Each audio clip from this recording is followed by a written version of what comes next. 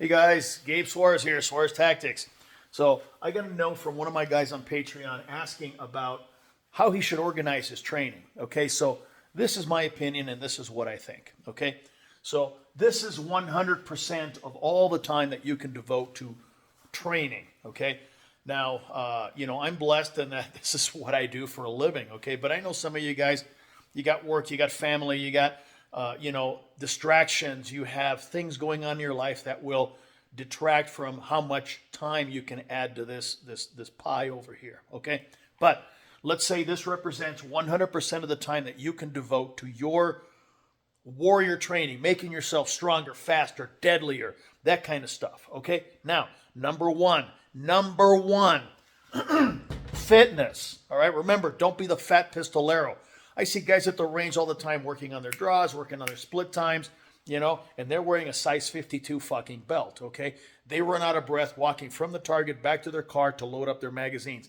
No, sorry, that is unacceptable, okay? So, fitness. Now, what does that mean? That means that, hit the weights, make sure you're strong, make sure that you can pick somebody up and throw them into traffic if you have to, okay? Or pick up your wife and run with her to safety.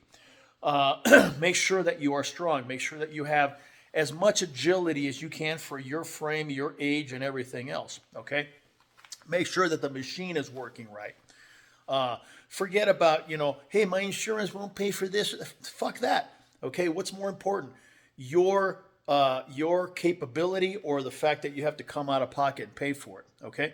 So, if you need things, you need some sort of surgery done to make sure that your agility remains because you have an injury or whatever. Maybe you need LASIK because you can't see so well.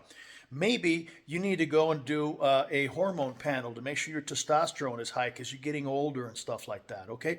There's no shame in that, but you know what? That's important. Make sure that you are a physical specimen, a walking badass, as much as nature will allow you to be, regardless of your age, okay? So fitness.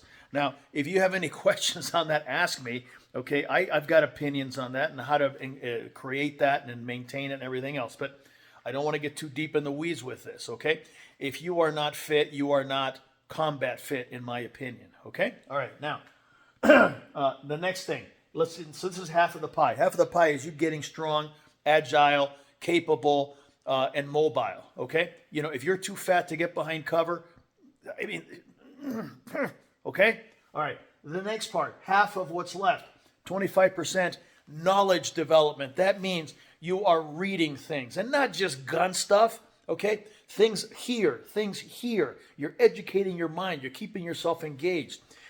I am deep in the study of some psychological aspects that's going to make all of this better right now. It's got nothing to do with pulling a trigger, but the capabilities and the characteristics of those things that I'm learning are going to help me teach you how to pull a trigger better, okay? All right, knowledge. Go and take a class, train. And again, not necessarily gun stuff, but things that are going to help you become a better human being, a better man at arms, okay? And training, yeah, but you know what? Be careful who you train with, because if you're training to win a gunfight and you go and train with somebody that doesn't know anything about gunfighting, you're programming bullshit into your brain. Don't do that. Train with people that are going to help you attain the objectives that you are after, okay? Now, the last 25% of this is the hard gun skills, okay? Things like how to operate this particular implement, how to make this work right, okay? So that's just a third of the entire package, okay? Now I'm going to kind of rework this right here, okay? All right. And where's the, here we go. Okay, so let's do this again. 50% marksmanship. Okay? Remember, was it Wyatt Earp? Speed is fine, but accuracy is final. 50% of your time should be on developing and maintaining marksmanship. That's your ability to draw from the holster and put a bullet in a bad guy's eyeball from across the room.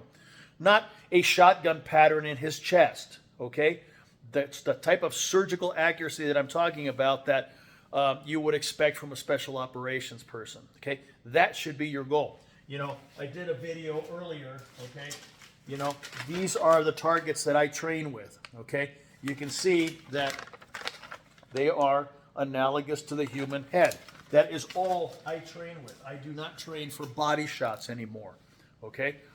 Why is a thing I've talked about many, many times.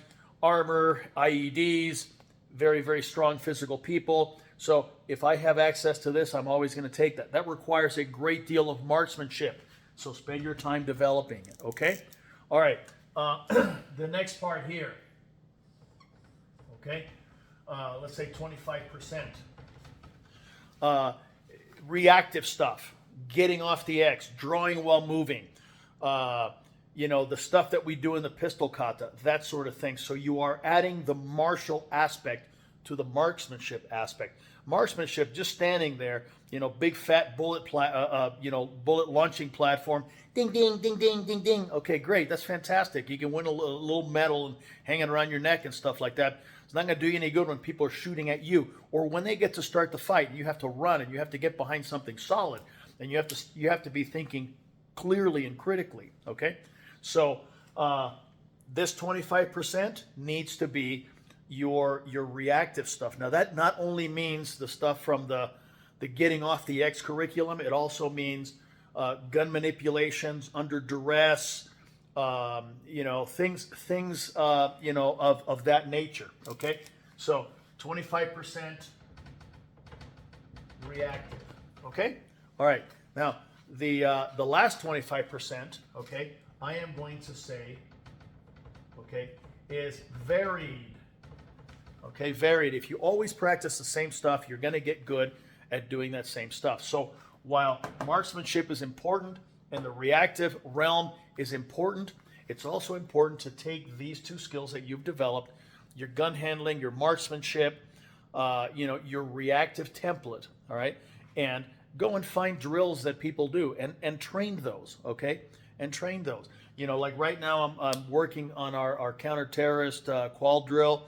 That works really well. I discovered some other stuff. I discovered some Marine Corps shooting drills. I discovered some old LAPD stuff that I had. So I'm interjecting those into my training so that I can be more adaptable to the situation, okay? Now, in your own training, in your dry practice work, which should form a huge part. In fact, okay, here's what we'll do here, okay?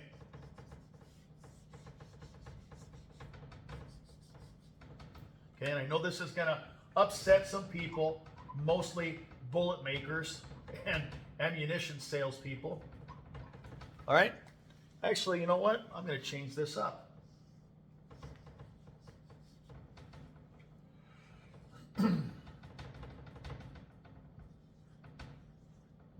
Okay? 80% of your training time should be in dry practice. 80%.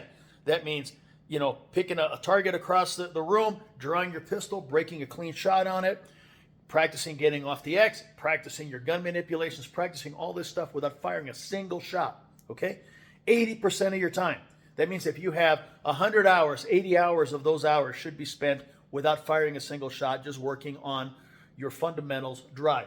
Then 20% of your time in live focused fire. That doesn't mean go out to the range and do endless bill drills and create a mountain of brass. All that's going to do is create bad habits. But allocate, let's say 100 rounds, okay, or maybe 200 rounds. And I'm going to fire 200 rounds. If you have enough time, do it once a week. If you don't have enough time, every other week is sufficient, okay? It's better to fire 100 rounds every week than 400 rounds once a month, okay? And you set up your exercises. This is what I'm going to do with, remember, your main focus being marksmanship, the expression of marksmanship, okay? And then you go from there. So that's what I do. That's what I do, and that's what I suggest that you do. That way, your training will be beneficial to you in the real world. Okay? Anyway, that's it. Speaking of training, I got some stuff to do. Okay? Talk later.